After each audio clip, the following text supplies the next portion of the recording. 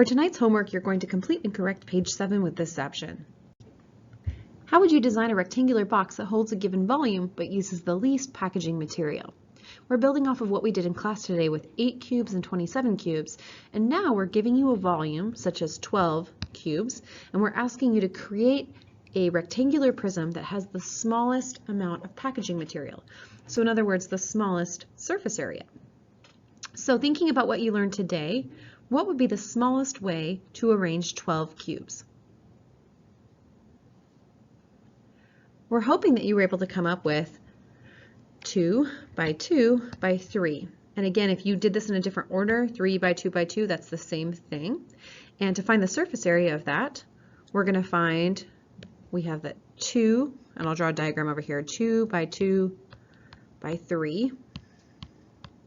So I have 2 parts that are 2 by 2, so in other words, 2 areas of 4, plus 2 of these guys right here, which is an area of 2 by 3 or 6, plus another 2 over here on this side that are 2 by 3 or 6.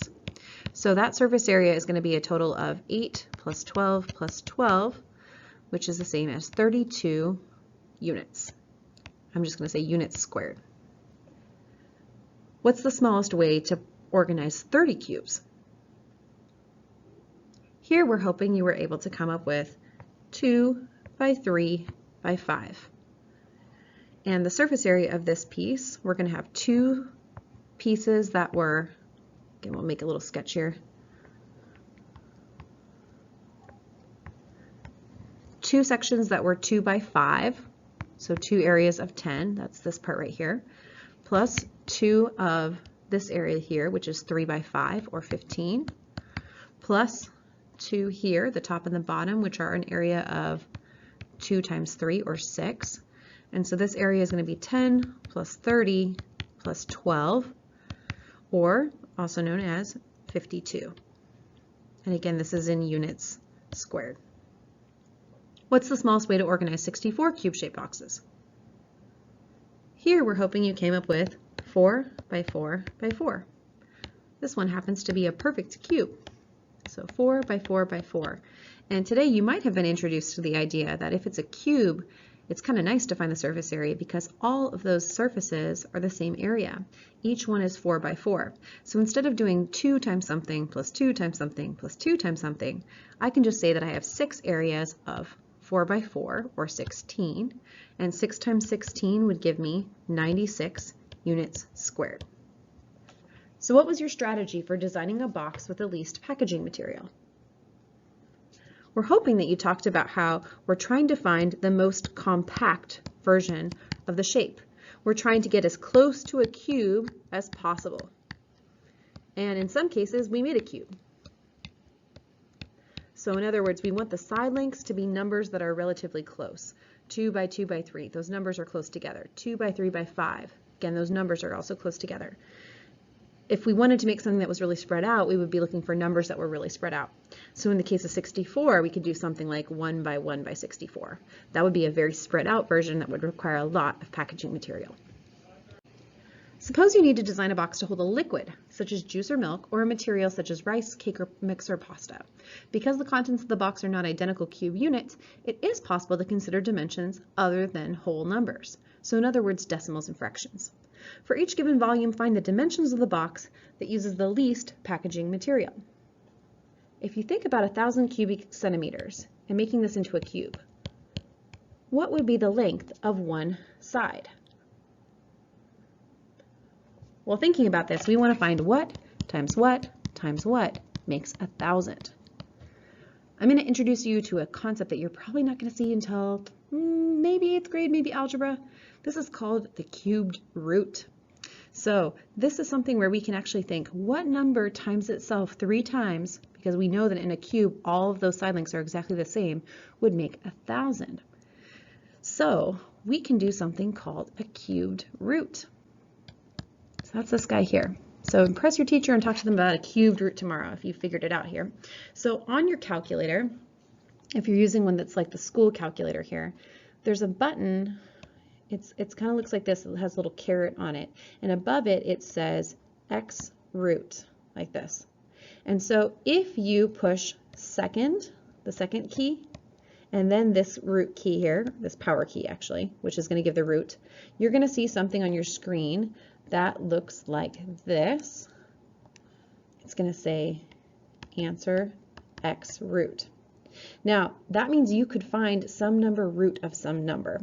So let's put that together because we want to find the cubed root. So actually, you're going to clear that out. You're going to put in a 3 first. So you're going to type in 3 and then second, and then where it has that little power button, this little caret you're going to learn about later, and then you're going to put in 1,000.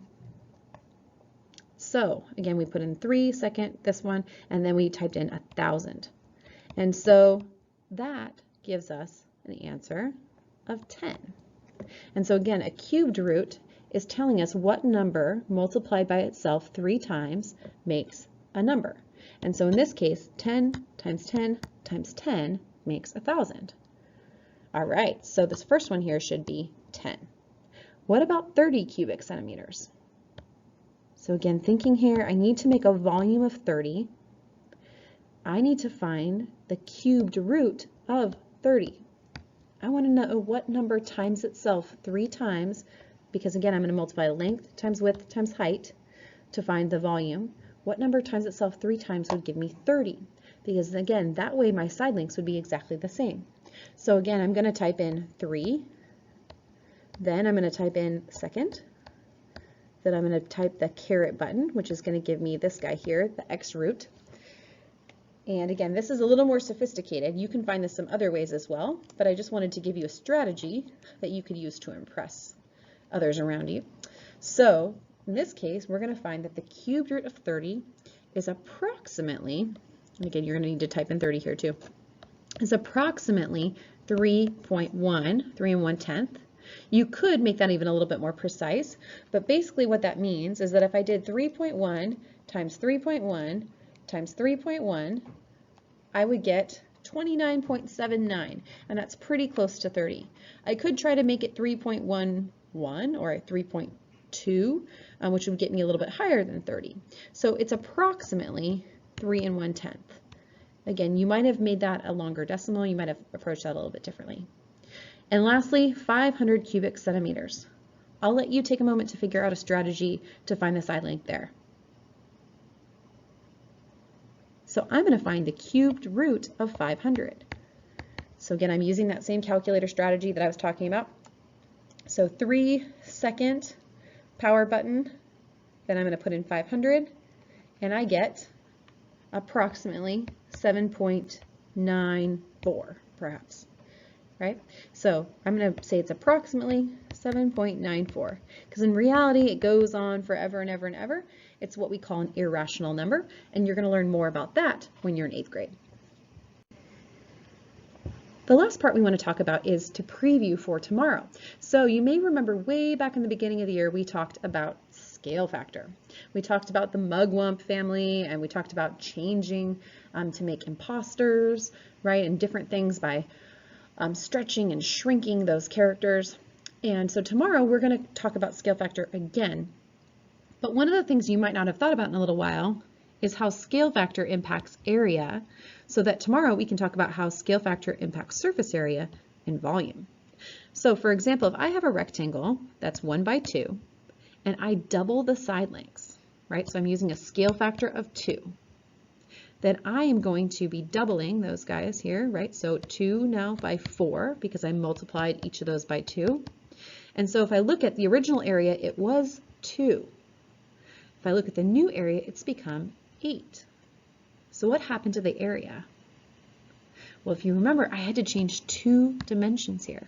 And so the area was originally 2, and it became 8, because I multiplied by the scale factor twice, or what we also call the scale factor squared, because I had to change 2 dimensions. I had to change the length and the width. Again, if you're not remembering this, you're going to see more about it tomorrow. It's just a chance to kind of preview. So tomorrow we're going to talk about rectangular prisms also. And so here I've got a box. I'm going to say this is 1 by 2 by 3. It's a little out of proportion. And if I double the side lengths, my new box is going to become, and again, I'm sorry, it's not drawn quite to scale, 2 by 4 by 6. right? Because I multiplied each of these by 2. And so, again, I'm using a scale factor of 2 just like I did before, but now I'm thinking about what happens to the surface area. Well, looking at my original box here, this is a 1 by 2 section here, so that was an area of 2, right? And I have a front and a back, so I'm going to have 2 of those. Over here, I have 2 by 3, so I'm going to have 2 6s, and then the top is going to be 1 by 2. And so, oops, sorry, I should have said this one here was 1 by 3.